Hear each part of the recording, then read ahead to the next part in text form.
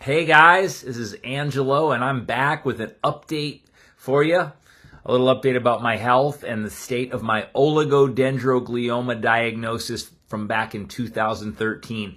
As I speak this right now, it is February 6, 2025, so it has been about 11, 12 years now since the diagnosis. So I'm still alive. The average life expectancy for someone diagnosed with an oligodendroglioma stage 2 is about 11 years. So I'm still here. I'm still going. I feel like I've got plenty of life left in the tank, so to speak.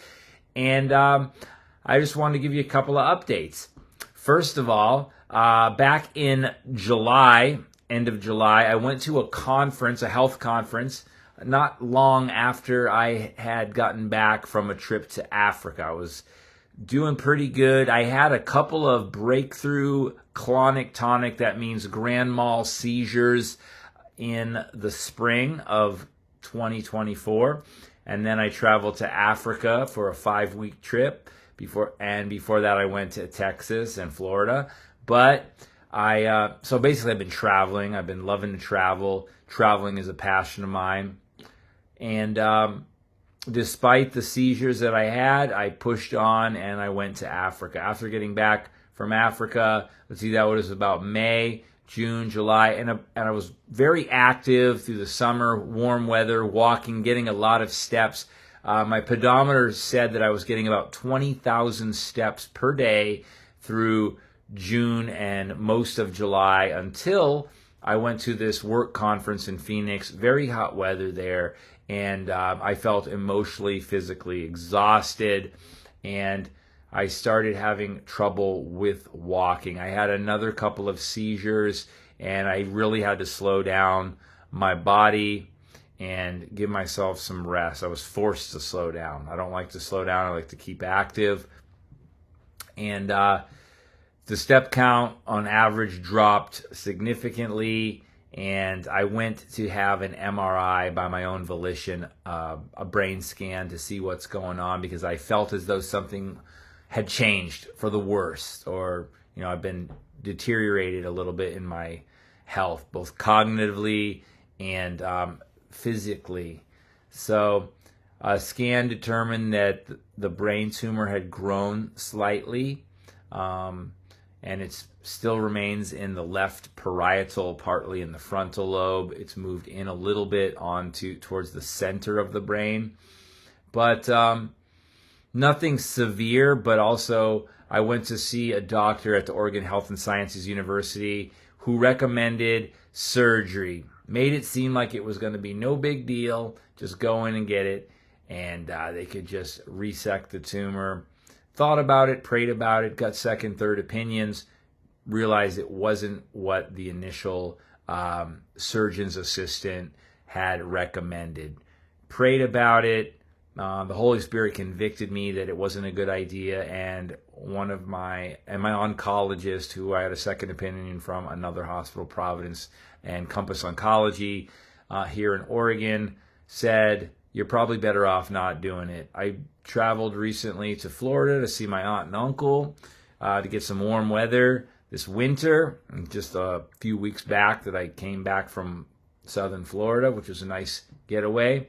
And let me back up a little bit. Before that, after going through all of this, I learned from my friend Igor, who I met through this platform, that there's some protocols that I could take advantage of, things that my Western allopathic doctors were not sharing with me. Because my opinion is that when you go to see a Western allopathic physician, they very rarely go through with you lifestyle shifts. It's mostly surgery, pharmaceutical pills, go through symptom management versus what can I actually do.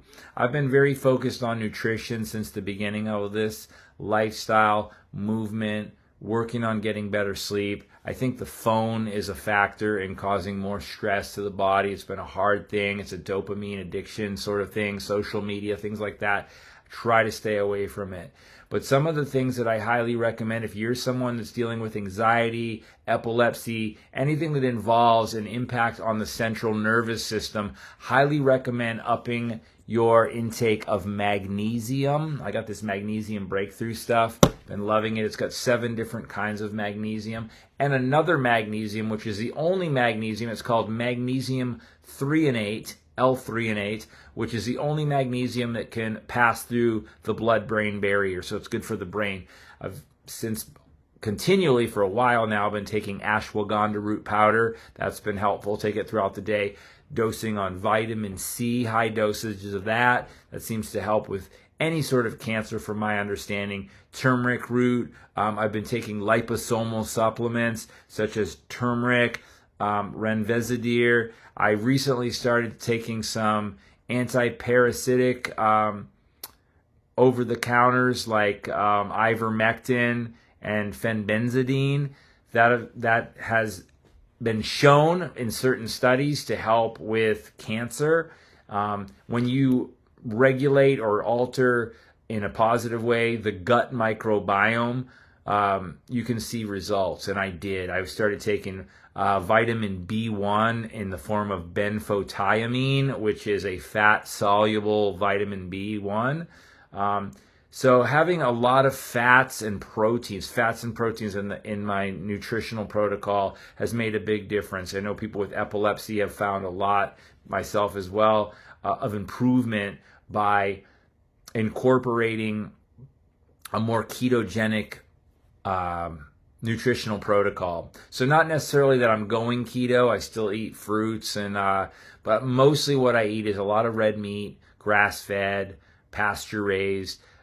Eggs have been implemented into my life because there's lots of choline in eggs, which is very good for the brain, and protein and fat and all of this stuff. So there's a myth out there, I think, a lot of people in the pushing stuff like the food pyramid, and I've been really taken up with this whole Make America Healthy Again movement to get all of these processed foods out of our lives and the lives of our children and the society that we live in. There's so much ultra-processed food and factory farmed foods and just crap out there that once you become aware of how food affects you physically, emotionally, and spiritually, you'll really start to clean things up. And there really is a stronghold associated with a lot of these addictive foods that impact our hormones through our endocrine system, serotonin levels, melatonin levels, things that impact our sleep, our hunger, hormones like ghrelin, foods that are highly processed, sugary foods. Never want to ever go for anything like high fructose corn sugar, artificial flavorings, artificial coloring. And in this recent election that we're going through, we see the hopeful rise of Robert F. Kennedy Jr.'s Make America Healthy Again. Some people are going to try to label him as a quack because of some of his stances on wanting more testing for the mRNA and stuff like that. And there's a lot of censorship around health, not allowed to ask questions, just take this pill, take this shot. I like to go deeper. I like to think. I like to pray. I like to really do a deep dive on things that may be helpful and to eliminate things that are probably holding me back from my optimal health. I do believe that we can do all things through Christ who strengthens us. It says that in the book of Philippians 4, verse 13. I can do all things through him who strengthens me. We're talking about Jesus. Prayer. The Lord hears our prayer. And a lot of our dis-ease is negatively impacted or positively impacted by our thoughts. So when we get ourselves worked up in stress, we're going to see the proliferation of some of those things. So I recommend the magnesium very much so. Stuff like ashwagandha, calming herbs like passion flower, healthy fats, coconut oil, extra virgin coconut oil, MCT oil, avocados, which is a great food. I do a smoothie every day with avocado. I've been taking the Lineage Provisions protein shake every day, and it's been great. 20 grams of protein based on organ meats, colostrum, some healthy fruits, organic, biodynamic foods, pasture-raised foods. Felt great. Red meats, like I said, ground beef from grass-fed animals with the organs as well, because the organs offer even more minerals, enzymes, and nutrients for the body. The brain really thrives on it. I was a vegan for 18 years. I've told you guys this, and I think this is part of my problem for the proliferation of the disease that I've been struggling with, which has been the cancer diagnosis. Oligodendroglioma brain tumor. That's what we're talking about today. And I can't remember how many days in I am now, but like I said, it's been since September 10th, 2013, when I initially was hospitalized for that first clonic-tonic seizure in the series of them. Anyways, also want to encourage you guys taking the vitamin C, the D3 with the K2. Find a D3 K2 combination. Dose a lot of vitamin D3. It's really good, especially in the north when it's less sunlight. You got to get outside. You've got to move your body. It doesn't matter what time of year it is. I go out. I just love being outdoors. Walking is quintessential for your health, both, again, emotionally, physically, spiritually. You want to get the body moving. You want to get the brain active. So don't just veg out if you're going through a health issue and just stare at the TV and all that blue light and become zombified. Get out, move, have hope, and garner a connection with the Lord and Savior. You have to have a relationship with God.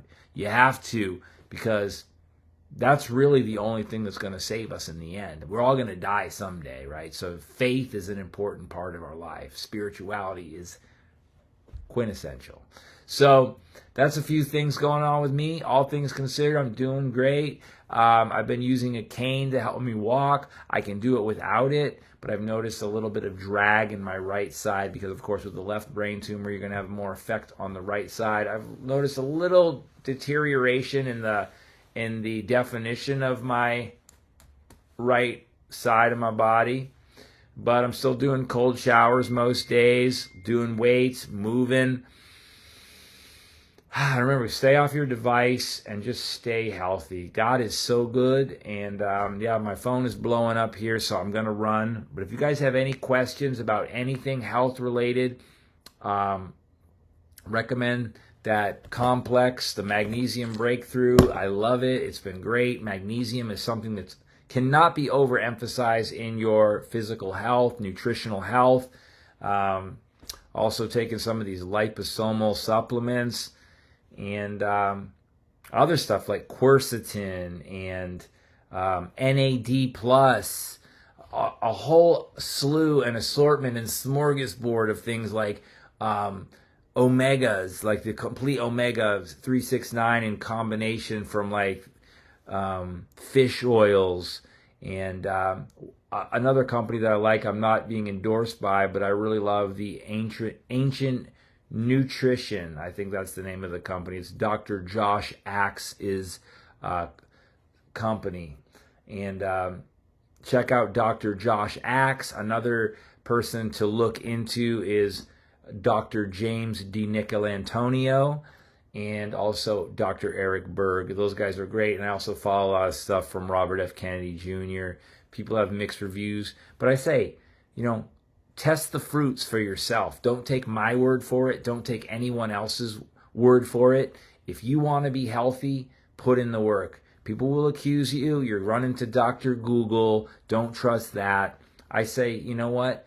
See what works for you. The proof is in the pudding. The proof is in the pooping, too. If your pooping is off, check it out. There's a new recently FDA-approved medication that I started taking, and I'm not big on taking pharmaceuticals, but in 2023, there was a medication called vorasidenib. It's also known as Voranigo, and it was approved for the specific type of brain tumor mutation that comes with the oligodendroglioma that I've been diagnosed with. So if you have an oligodendroglioma or some types of astrocytoma, take a look into, and it sounds like a pharmaceutical ad, ask your doctor about, or do your own research about Voranigo, see what you find, see what you can establish. I'm not trying to push anything, but this has given me hope and promise. So hope is a huge medicine for all of us. So ask your doctor and see what he or she has to say. But most importantly, ask yourself. You are the director of your own orchestra of health. So God bless you. Have a beautiful day. And I'm praying for you. Stay strong, my friends. Peace.